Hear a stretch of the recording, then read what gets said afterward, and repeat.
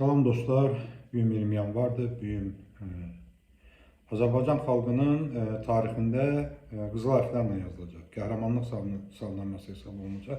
Bir tarix 1990-cı ilin 20 yanvarında Azərbaycan xalqı azadlıq, müstəqillik uğrunda özünə ən böyük fədakarlığını göstərdi. Əli yalan, silahsız xalq dünyanın ən azğın və ən qudurmuş ordusuna qarşı çıxdı. Sovet ordusu bütün qoşun növləri vasitəsilə Azərbaycana hücum edib. Bu hücumda Müdafiə Nazirliyinin hərbi hissələri, daxili qoşunların hərbi hissələri, Dövlət Təhlükəsizlik Komitəsinin, o zamanki KGB-nin hərbi hissələri Bakının işğalında iştirak edib. Azərbaycan xalqı silahsız, əlyan olaraq Sovet tankları qarşısına çıxdı və müstəqillik uğrunda ən böyük qurbanlarını verdi. Sovet ordusunun qətliamları 1990-cı ilin yanvar ayında Bakı ilə məhdudlaşmadı. Sovet ordusu Azərbaycan digər ərazilərində işğal etdi. 20 yanvardan sonraki günlər ərzində ümumilikdə Azərbaycanda müxtəlif rayonlarda 20 nəfərdən artıq dinc sakin qətl edildi, şəhid oldu. Və 20 yanvarda Azərbaycan xalqının azadlıq uğrunda başladığı mübarizə Azərbaycanın müstəqilliyi ilə yekunlaşır. Və mən Azərbaycan xalqının böyüklüyünü şəhidlərimizin dəfn günündə görürəm. Bakıda fövqəladə vəziyyətin olmasına baxmayaraq, Azərbaycanı azğınlaşmış, qudurlaşmış Sovet ordusu tərəfindən işğal olunmasına baxmayaraq, xalq öz övladlarına sahib çıxdı və 100 minlərlə insan şəhidlərinin dəfnində iştirak etdi. Sovet İttifaqı yalnız Bakıda qırğın törətməmiş. Sovet İttifaqı 1989-cu ildə Tiflisdə, 91-ci ilin yanvar ayında isə Vilnius və Rigada qətliam törədi, dinc sakinlərə, dinc əhaliyə qarşı silahdan istifadə eləmişdi. Bugün Sovet İttifaqı yoxdur. Amma Baltikyanı Respublikaları və Ukrayna və Ermənistan xaric yerdə qalan bütün 11 Sovet Respublikasının yerdə qalan respublikalarını məhz Sovet İttifaqının şinelindən çıxan şəxslər və yaxud həmin şəxslərin övladları idarə edir. O cümlədən Azərbaycanı. Azərbaycanı idarə edən şəxs İlham Əliyev, Sovet KGB-sinin generalı, Azərbaycan xalqının, Azərbaycan xalqının qanına batmış NKVD-nin sonraki adı olan KGB-nin generalı Heydər Əliyevin oğludur. Heydər Əliyev Azərbaycanın qan uğruna, Azərbaycan xalqının qətlində fərman verən Komünist Partiyasının üzvlərindən biri idi. Eyni zamanda Azərbaycan Komünist Partiyası Mərkəzi Komitəsinin baş katibi oldu. Sovet İttifaqı Komünist Partiyası MK büro üzvlüyünə namizəd oldu. SSR Ali Sovetinin sədr müavini oldu. Azərbaycan xalqını kifayət qədər məhv edən, kifayət qədər öldürən bir rejimin öndə gedən öncüllərindən biridir. Bu Əliyevlər ailəsi büyüm Azərbaycanda hakimiyyəti zəbt etməklərinə görə də Ruslara, SSR-yə borçludular. Büyüm 20 yanvardır və İlham Əliyev Davosdadır. 2 gün bundan əvvəl Şəhidlər Xiyabanını Candərdi ziyarət edib çıxıb gedir. Ölkənin vitse-prezidenti də Davosdadır. Bilirsiniz, vitse-prezident həm də İlham Əliyevin həyat yoldaşıdır, xanımıdır. İlham Əliyev xanımını və özü tək getməyib. Davosda İlham Əliyevin oğlu da var, Heydər Əliyev. Hansı sifətdə orada iştirak edir, biz bilmirik. Heydər Əliyev deyilənlərə görə Mikayıl Cabbarovun yanında nəsə bir vəzifə tutur. Onun nazirliyində Balayedərin bir otağı var, amma biz konkret bilmirik. O Balayedər otaqda nə işlə məşğul olur, Azərbaycanda hansı dövlət vəzifəsini tutur. Amma biz tez-tez görürük ki, Heydər Əliyev dövlət müşavirələrində iştirak edir, Heydər Əliyev Xankəndindəki tədbirlərdə iştirak edir. Biz İlham Əliyevin digər övladlarını, nəvələrini belə rəsmi səfərlərdə görürük. Məsəl üçün, Leyla Əliyevin oğlanları Erdoğanla görüşür, Çinə gedəndə Çinin prezidenti ilə görüşür, BMT-nin tədbirində ailəliklə iştirak edir. Amma bu ailə bugün 20 yanvarda yoxdur. İlham yoxdur, başa düşdük, Mehriban da yoxdur, Heydər də yoxdur. Bütün dünyanı gəzən Leyla və Arzu Əliyevlər niyə getmədilər 20 yanvarda?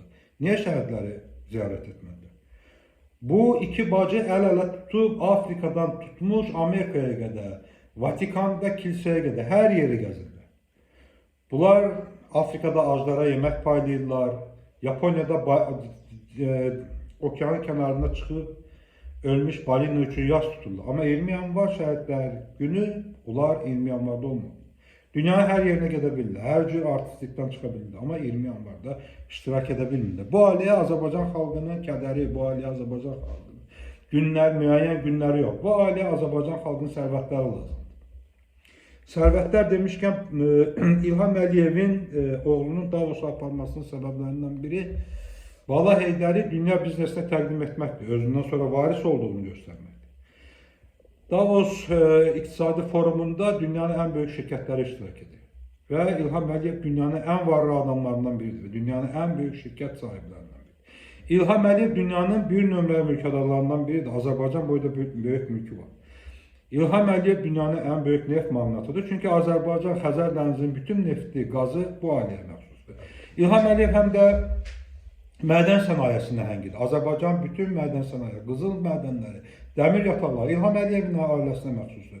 İlham Əliyev tikinti materialları şefidir, bosudur. Çünki Azərbaycanda olan bütün tikinti materialları, zavodları, eyni zamanda tikinti materialları, yataqları İlham Əliyev şirkətlərinə məxsusdur. Bax, bu qədər böyük sərvətə sahib olan İlham Əliyev oğlunu belə təqdim etməyə gedib dünyada. Sərvətlər demişkən, ancaq sənaye ilə kifayətlənmir İlham Əliyev. Bilirsiniz, kənd təsərrüfatında İlham Əliyev var idi. Dedim, dünyanın ən böyük mülkədarlarından biridir. İlham Əliyevin əlində Azərbaycanın kənd təsərrüfatı var. Kənd təsərrüfatı artıq İlham Əliyevin əlində cəmləşir. İlham Əliyev Qarabağın bütün torpaqlarını zəbt etməklə kifayətlənmir. Ölkənin müxtəlif rayonlarında onun torpaq mülkləri var. O cümlədə mənim kəndimdə Zaqatala rayonu aşağı Tala kəndinin düz yarısını zəbt edib. Orada fındıq bağları əkib, gül plantasiyası salıb, böyük fındıq zavodu açıb. Eyni zamanda İlham Əliyev Azərbaycanda tütün və siqaret monopoliyasının başındadır. Keçən ilin siqaret ixracı ilə bağlı rəqəmlər açıqlanır, 11 ayı ilə bağlı. Azərbaycan xaricə ötən ilin 11 ayı ərzində 37 milyon 231 min dollar dəyərində 2 milyard 379 milyon ədəd siqaret satır. Suriyadan tutmuş müxtəlif ölkələrinə gedir. Böyük rəqəm, belə deyil mi? Neftdən sonra ən çox gəlir gətirən sahədir. 37 milyon 231 min dollar gəlir əldə ediblər. Nə qədər vergi veriblər? Bir qəpik də olsa ixrac vergisi, gömrük vergisi verməyiblər. Çünki İlham Əliyev qanunları özünə görə düzəldi.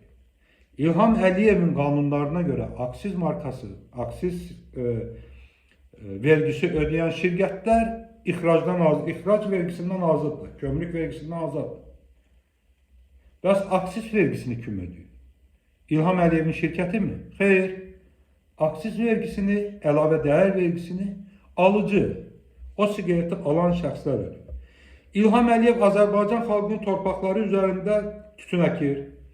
Azərbaycan xalqının sərvətləri hesabına zavod tikib. Siqaret monopoliyası yaratır. Siqareti Azərbaycan xalqına satır və vergisini də Azərbaycan xalqı ödəyir. Yalnız rəsmiləşdirilən 37 milyon 231 min dollarlıq əməliyyatdan Azərbaycan dövlət büdcəsinə 37 manat 231 qəpik pul keçirilməyib. Bu dəhşətli bir şeydir. Bir qəpik pul ödəməyib bu adam. Bax, bu siqaret satışından. Azərbaycanda bilirsiniz, bütün siqaret istehsalı, tütünün əkilməsi, siqaretin istehsalı və satışı bir mənalı olaraq İlham Əliyevin əlində gəlmişdir. Əliyevlər ailə. Ümumiyyətlə, Azərbaycan iqtisadiyyatının 90% bax, bu görməmiş acıgöz ailənin əlindədir.